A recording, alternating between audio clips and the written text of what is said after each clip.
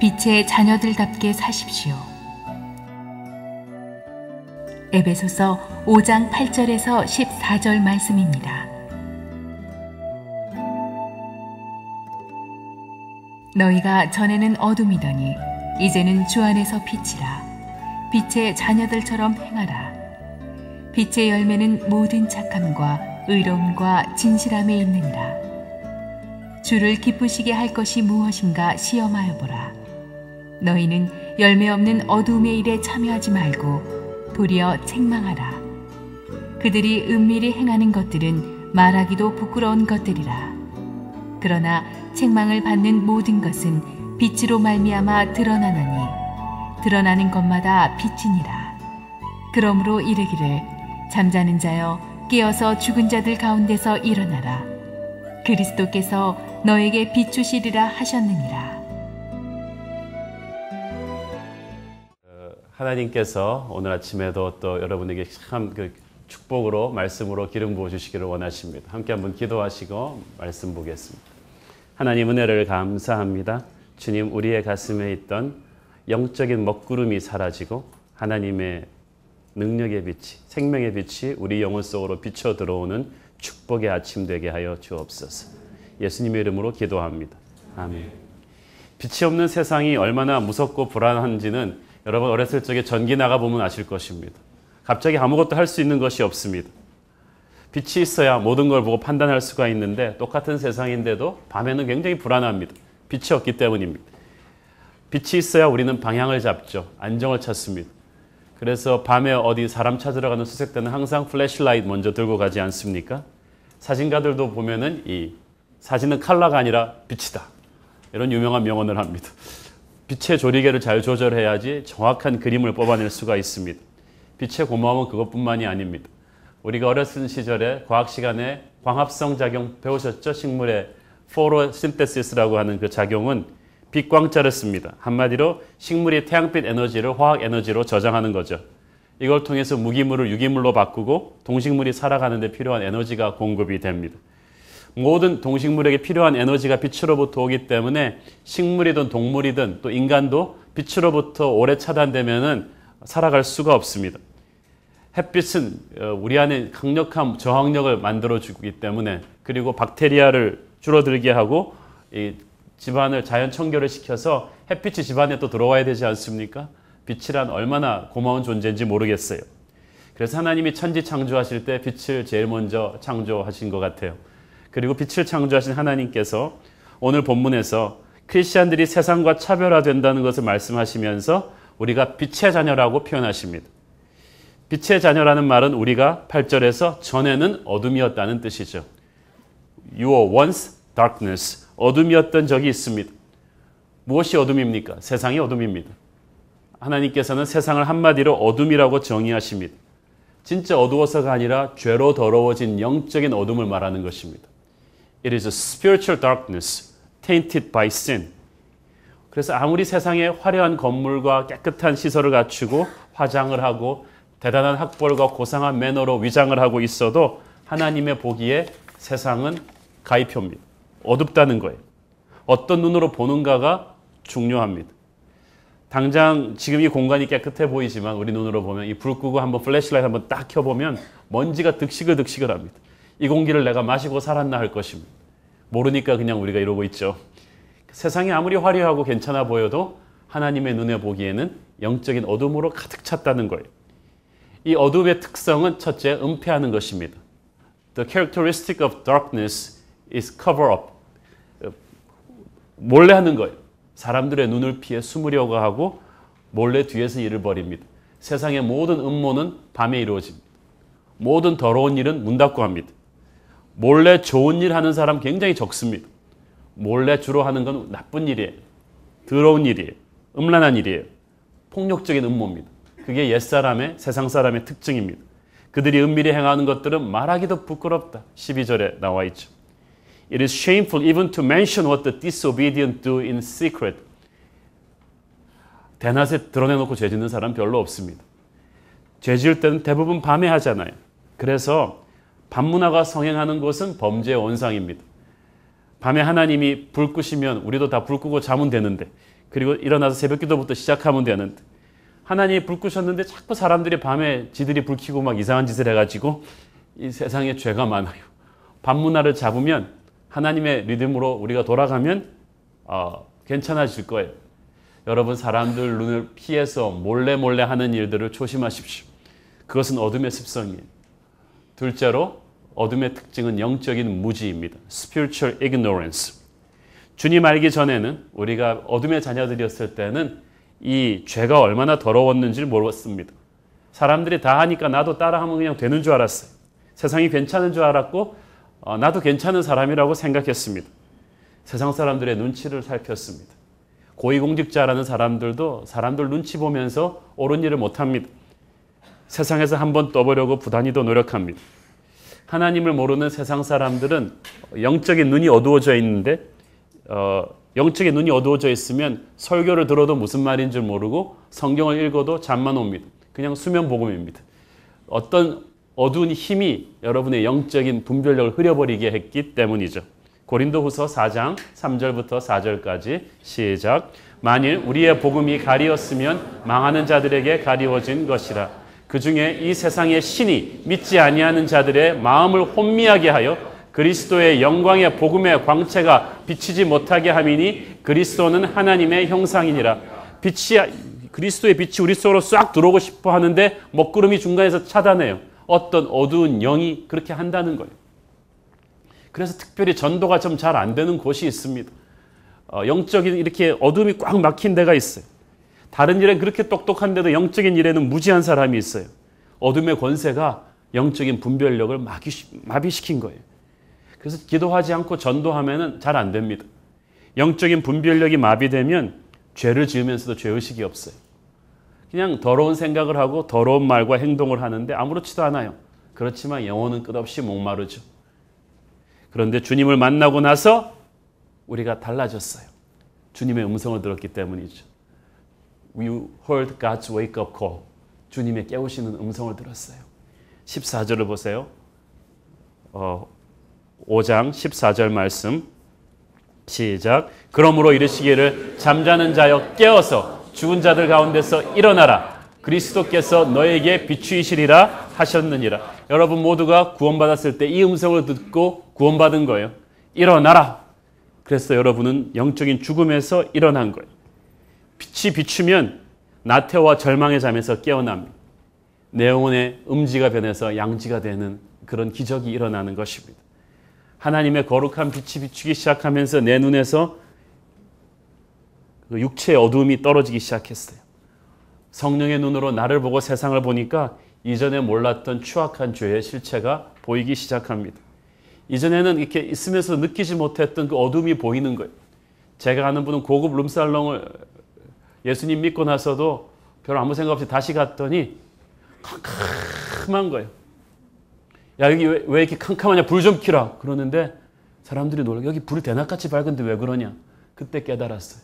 옛날에는 보지 못했던 영적인 어둠이 보인 거예요. 음란과 미움과 질투와 폭력과 거짓의 영이 이제부터 보이기 시작합니다. 옛날에는 그런 사람들과 같이 히덕거리고 살던 것이 아무렇지도 않았는데 이제는 그렇게 오래 알았던 술 친구와 그런 쓸데없는 농담을 주고받던 친구들과 대화가 버벅거리기 시작합니다. 왜? 여러분이 빛의 자녀가 되었기 때문이에요. 사람이 달라졌어요. 핏발 섰던 증오의 눈에서 이제 감격의 눈물이 흘러내려요. 저는 여러분의 눈이 그렇게 하나님의 눈으로 바뀌어지게 되기를 바랍니다. 하나님의 눈으로 세상을 보니까 세상의 실체가 보여요. 이 빛의 자녀로 새롭게 태어난 사람은 빛의 자녀답게 살아야 합니다. You have to live a life worthy of the call. 부르심에 합당한 삶을 살아야 합니다. 빛의 자녀답게 산다는 것은 억지로 몸부림을 쳐서 되는 것이 아닙니다. 그것은 아주 자연스러운 구원의 결과입니다. 바울이 빛의 열매라는 말을 사용하고 있지 않습니까?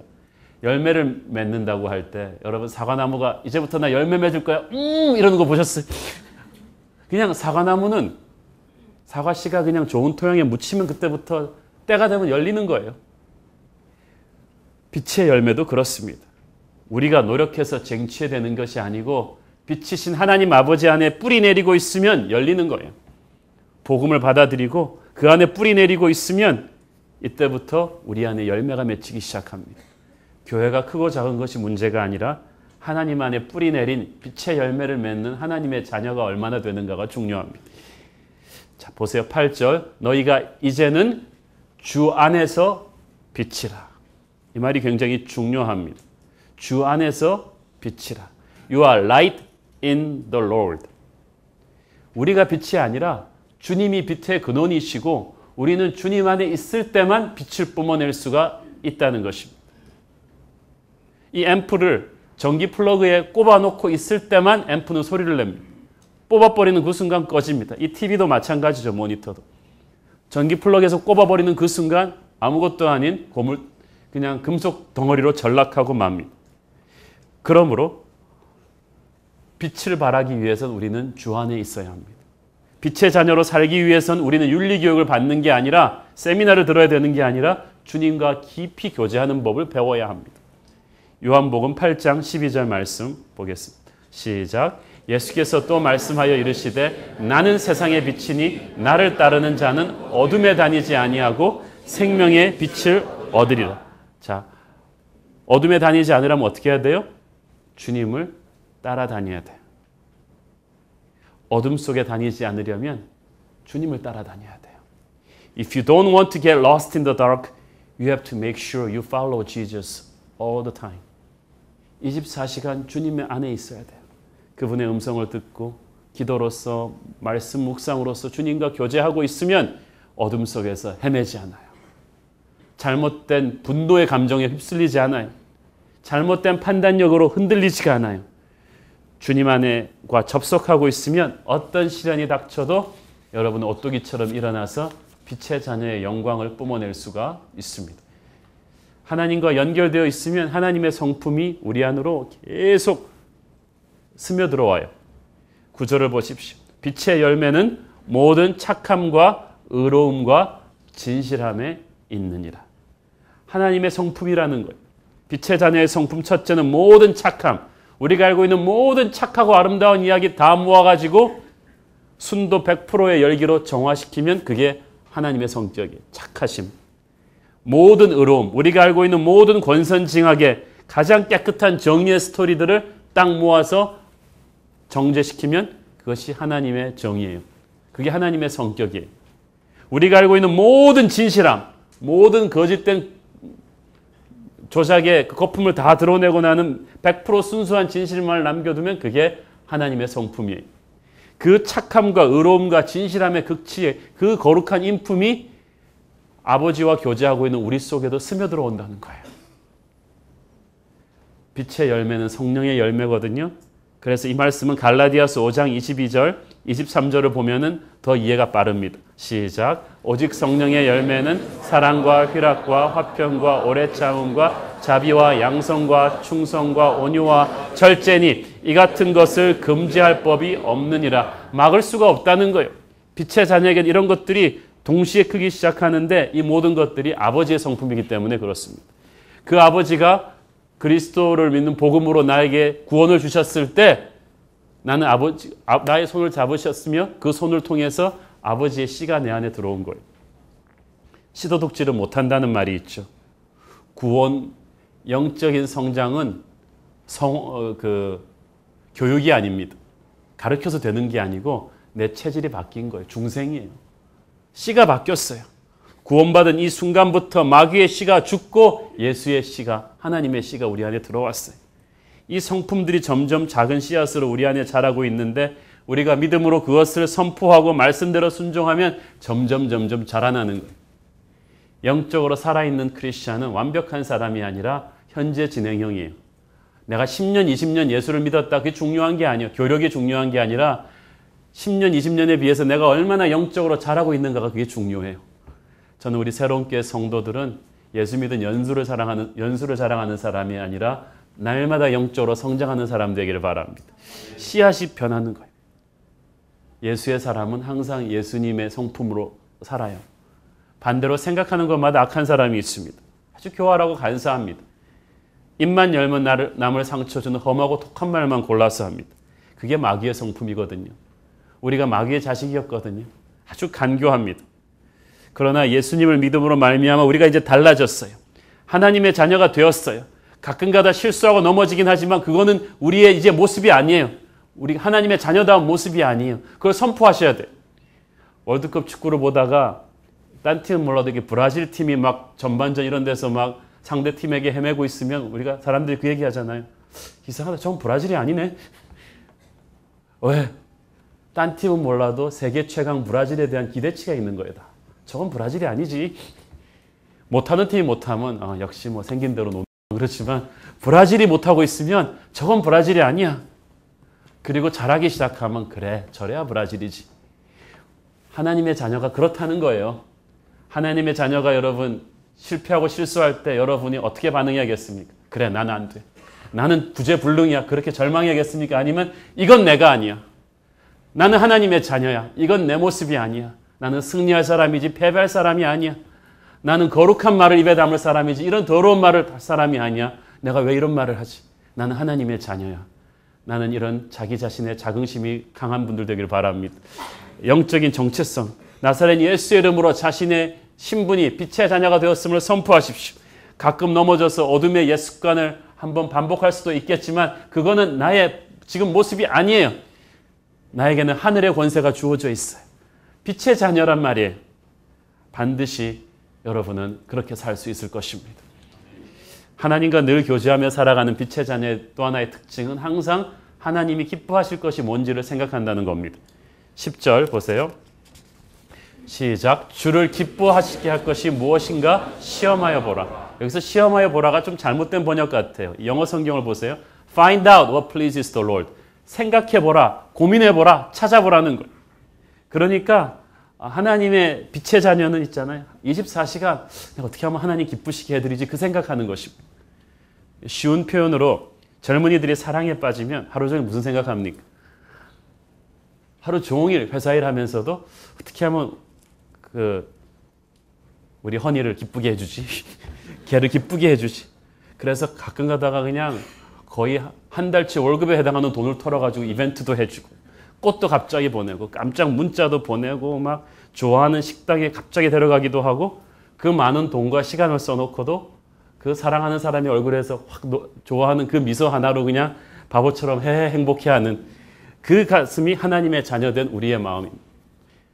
결혼한 지 10년 이상 되신 분들의 얼굴에는 이 말씀을 들으면서 언제 그런 좋은 날이 있었는가 싶습니다만 제가 많은 남편분들을 불편하게 안 해드렸으면 좋겠습니다. 성령 충만하다는 것은 이 사랑에 빠진 연인과도 같아요.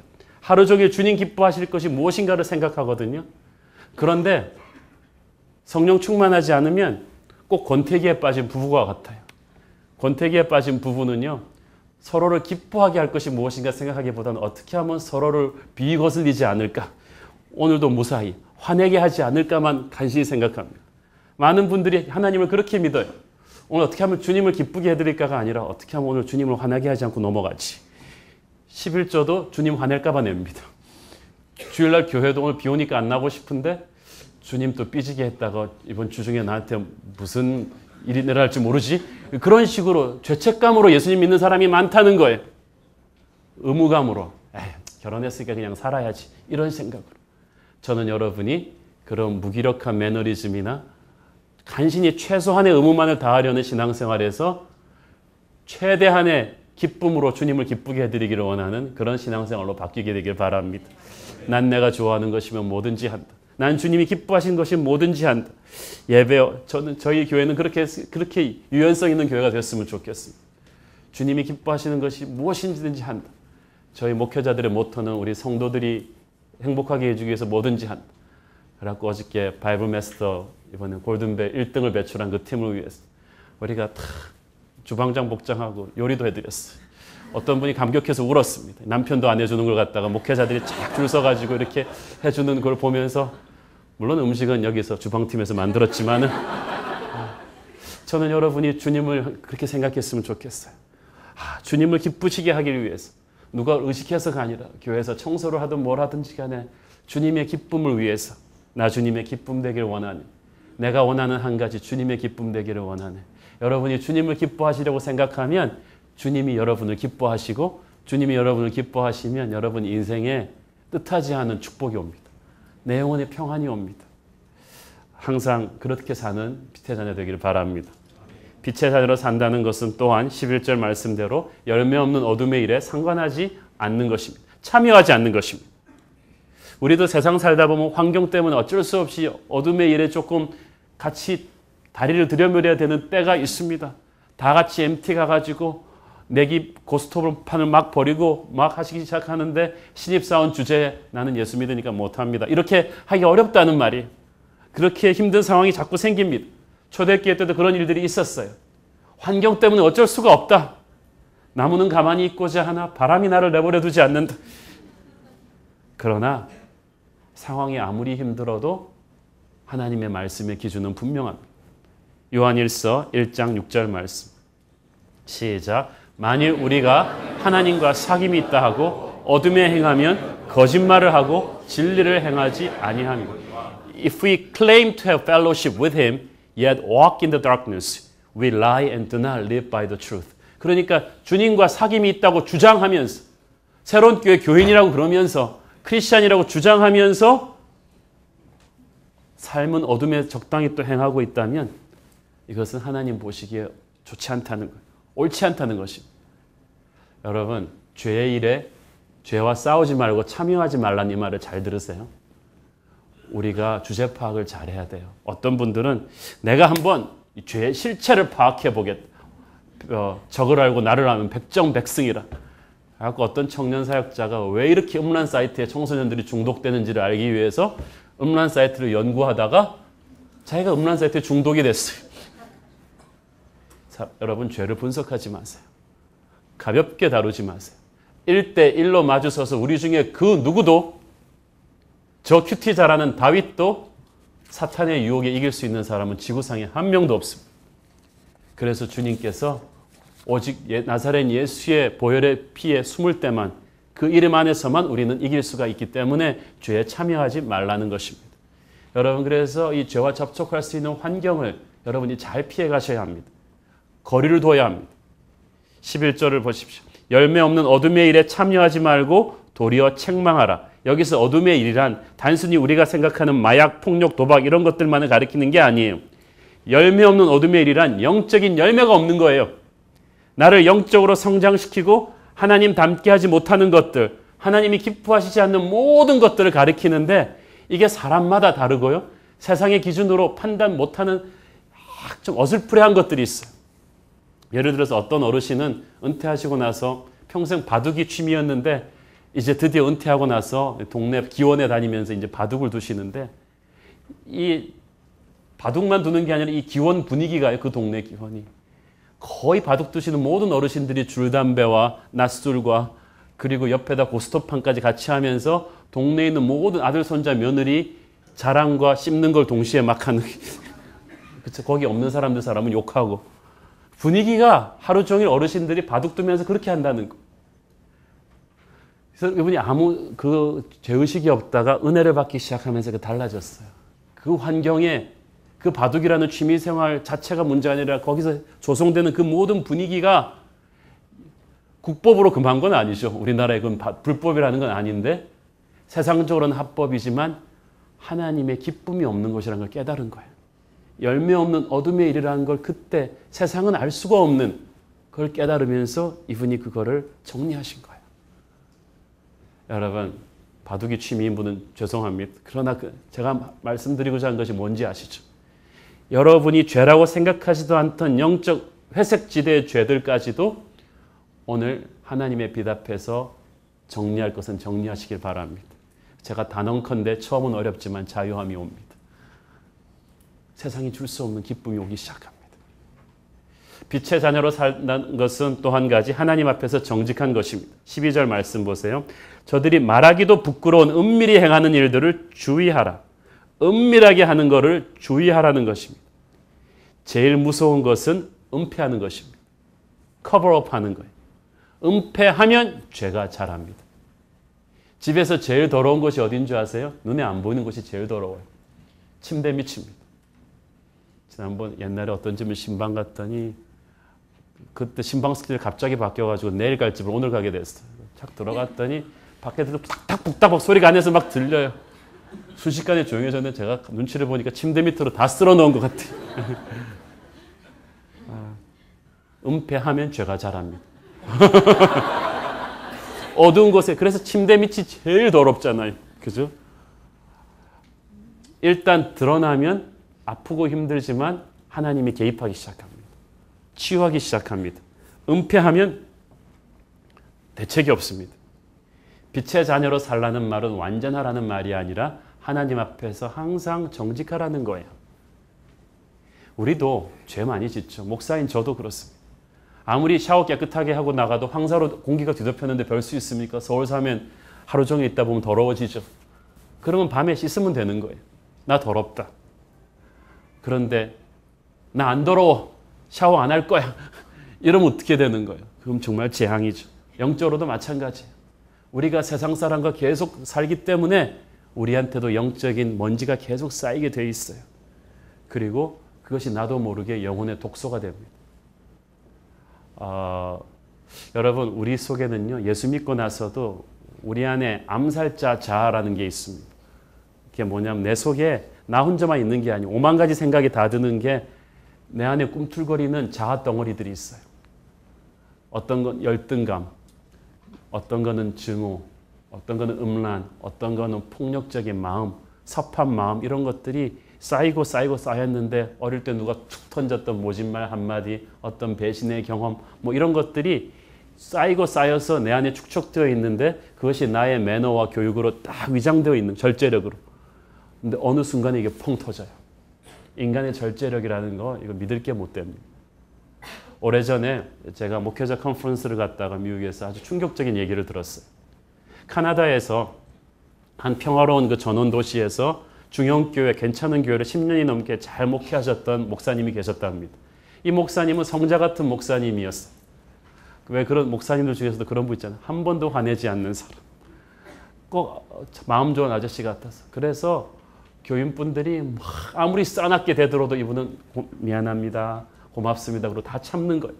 그리고 누구 집에 무슨 싸움이 났다 그러면 가서 말려주고 대신 멱살도 잡히고, 목사님이 너무 착하니까 교인들이 자기 뭐 자동차 타이어 터져도 목사님 부르고, 막 그래도 목사님은 꼭 도스토옙스키의 그 백치처럼 그냥 가서 막 다 해주고 하는, 너무나 천사 같은 목사님이었는데 그 마을 목회한 지 한 10년 되는 날 행방불명이 됐어요. 그리고 한 2주 정도 있다가 부인한테 편지가 온 거예요. 캐나다 어떤 시골 마을에서 보낸 편지인데 발신인 주소가 없어요. 교회에다가 사표를 제출해달라. 나는 더 이상 목사로 살지 않겠다. 당신과도 이혼하겠다. 그 집은 당신이 다 가져라. 나는 모든 사람의 emotional body bag, 모든 사람들의 감정적 샌드백이 되는데 지쳤다. 나는 모든 사람들의 분노와 슬픔과 아픔을 내가 다 짊어졌는데 더 이상 이렇게 살기에는 내가 너무나 힘이 든다. 항상 참고 웃으며 밤마다 나 혼자 서글픔을 살기며 운 적이 많았는데 나 너무 힘들었다. 이제 나는 목사가 아닌, 당신의 남편이 아닌 새로운 곳에서 새로운 인생을 시작할 테니까 나를 찾지 마라. 아주 충격적인 사건이었죠. 미국과 캐나다 목사님들 사이에서. 제가 그때 깨달았어요. 너무 착하고 오래 참고 얌전한 분들 조심하세요. 이게 어느 순간 핵폭탄처럼 터지면요. 그게 왜 그렇게 됐을까요? 수많은 미국 목사님들을 카운셀링 하셨던 레리 크랩이 그 얘기를 했습니다. 두 가지 문제인데, 많은 목사님들이 교회가 크면 클수록 일단 외롭고 그걸 편하게 털어놓을 수 있는 공동체가 없고, 둘째, 이분들은 기도할 때 교회인들을 위해서 중보하고 교회 목회를 위해 기도하지 자기 영혼의 문제를 정직하게 하나님 앞에 내려놓는 기도를 못하거나 할 시간이 없다는 것. 그래서 영혼 속에 그 옛사람의 잔재들이, 어둠의 잔재들이 곳곳에 방치된 채로 자라나고 있는 거예요. 그러다가 어느 순간에 터진다는 것입니다. 제가 그 얘기를 듣고 생각해 보니까 정말 그렇습니다. 우리 안에 얼마나 무서운 옛사람의 자아들이 꿈틀거리고 있어요. 오래전에 가수 하덕규 씨가 부른 노래 가시나무가 참 우리의 그 내면 세계를 보게 하는 좋은 노래 아니겠습니까?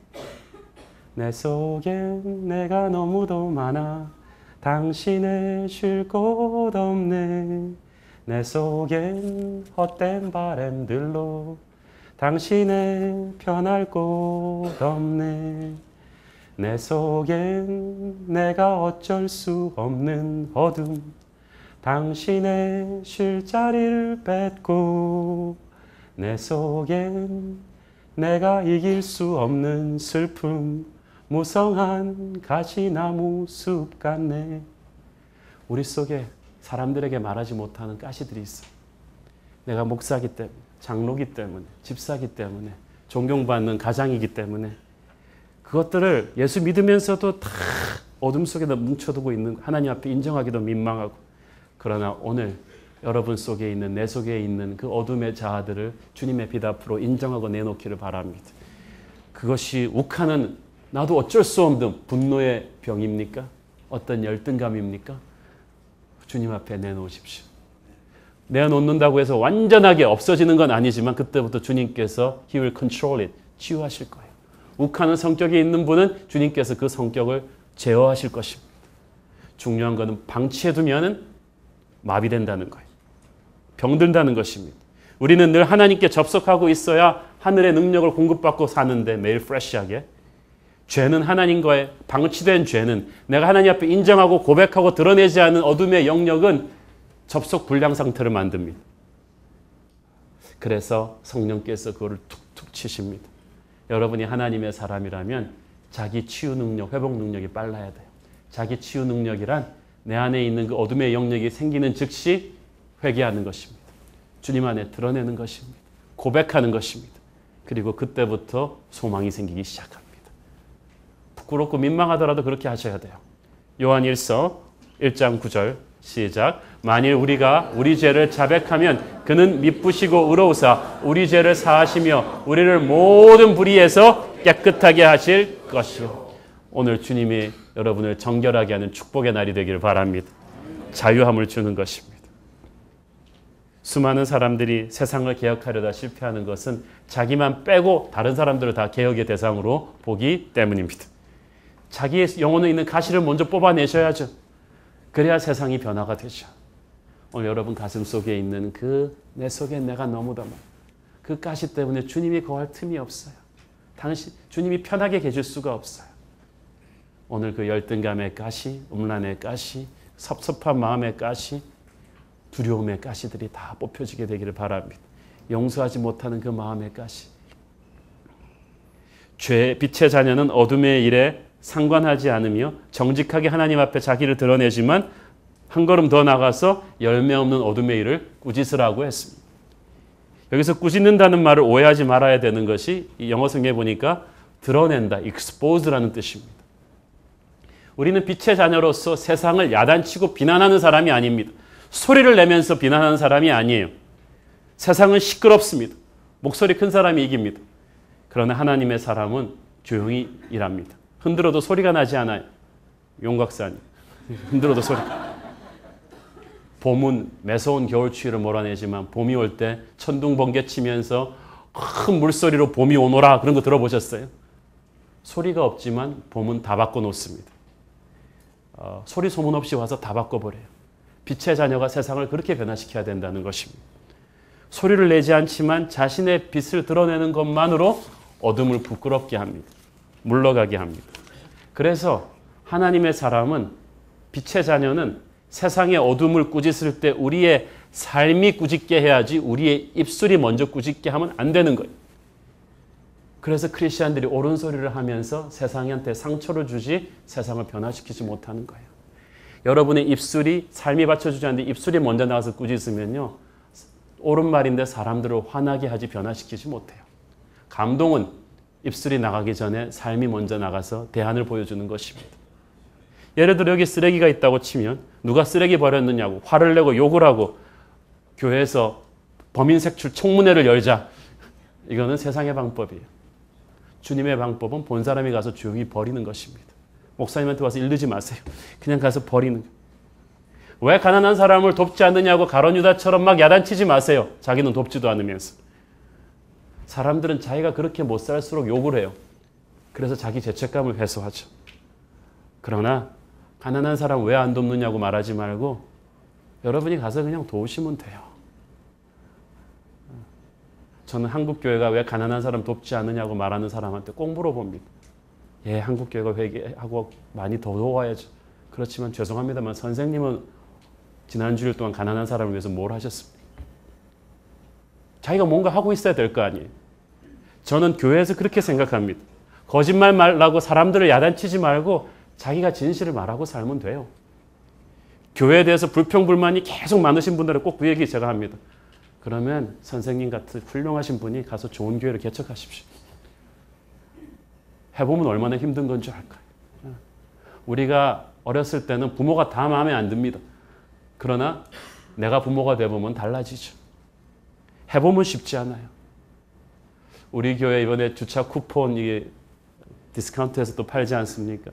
교회 주차할 데가 없다고 막 불평불만하는 분들은 많았어요. 그런데 어떤 성도는 가서 그 주차 쿠폰을 또 알아오시고 또 어떤 성도는 가서 또 옆에 있는 고등학교 어떻게 하면 계약할 수 있는 거를 자기 시간을 내서 뛰어다니시더라고요. 우리가 카페트 있는 데로 들어오니까 먼지가 많아요. 이렇게 먼지가 많다고 불평하는 분은 많았는데 지난주일에 어떤 성도님 오셔서 목사님 저희 부부가 다른 교회 사역보다도 토요일날 여기서 청소를 하겠습니다. 교회 나온 지 얼마 안 된 분이 제가 참 감동을 받았습니다. 교회는 그렇게 하는 거예요. 사랑하는 여러분, 여러분의 입으로 세상을 꾸짖지 말고 여러분의 삶으로 세상을 꾸짖게 되기를 바랍니다. 저는 그랬어요. 교회에서 무슨 말할 때마다 꼭 그분 이름 적어둡니다. 우리 교회는 왜 선교 안 합니까? 다 적어놓습니다. 나중에 선교팀 파송할 때 저분을 회계, 서기, 가서 정탐팀으로 임명해야지. 다 적어놨어요. 여러분 저한테 많은 아이디어를 주신 분들 기대하십시오. 저는 다 기억합니다. 우리 교회도 언젠가는 이런 다른 지교회들을 개척해야 되지 않습니까? 그분 이름도 적어놨어요. 지교회 개척할 때 반드시 이 사찰 집사님으로 보낼 작정입니다. 말했으면 책임을 지셔야죠. 똑똑한 소리야 누가 못합니까? 삶으로 보이라는 거예요. 눈은 소리 없이 내리지만 나뭇가지를 꺾습니다. 사람들은 야단치를 대신 하나님 말씀을 우리가 조용히 순종하고 있으면 세상이 변할 거예요. 진짜 하나님의 빛 비추며 살아가는 크리스찬들은 예수 안 믿는 세상 사람도 부끄럽게 하지만 적당히 타협하면서 자기가 괜찮은 신자인 줄 알고 살았던 미지근한 신자도 부끄럽게 합니다. 저는 목사 아들로 태어나 어릴 때부터 교회를 다녔고 스스로 상당히 괜찮은 크리스찬이라고 생각했습니다.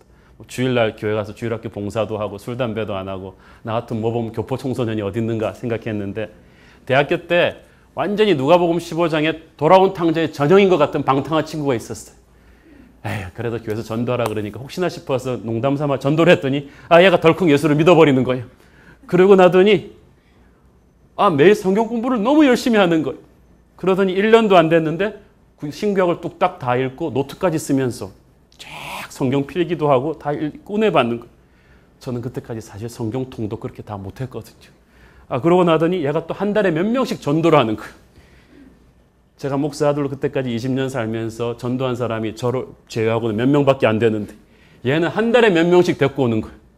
그러고 나더니 얼마나 교회에 굳은 일이 있을 때마다 나와서 봉사를 열심히 해가지고 몇 년 만에 그 교회 거의 전도사님 다음 같은 대학부 리더로 딱 모두의 존경을 받으며 자리매김하는 거예요. 전도해놓고 나서 제가 얼마나 충격을 받고 기가 막혔겠어요. 그때 깨달았죠. 야, 천국은 등록번호 순위가 아니구만. 침노하는 자가 빼앗는구나. 저는 우리 새로운 교회 성도들이 그런 거룩한 충격 있게 되기를 바랍니다. 여기 와갖고 제가 교회 생활 한 20년 됐는데요. 창피한 줄 아셔야죠. 20년 동안 쌓아놓은 영성이 없다면 그 말은 정말 부끄러운 말이에요. 내가 신학교를 다녔다고 여러분보다 더 뛰어난 크리스찬이겠습니까? 날마다 주님과 교제하면서 영적인 실력자가 돼야 진짜 크리스찬이죠. 빛의 자녀는 자기가 대안이 되는 사람입니다. 빛의 자녀인 우리는 삶으로 세상을 부끄럽게 합니다.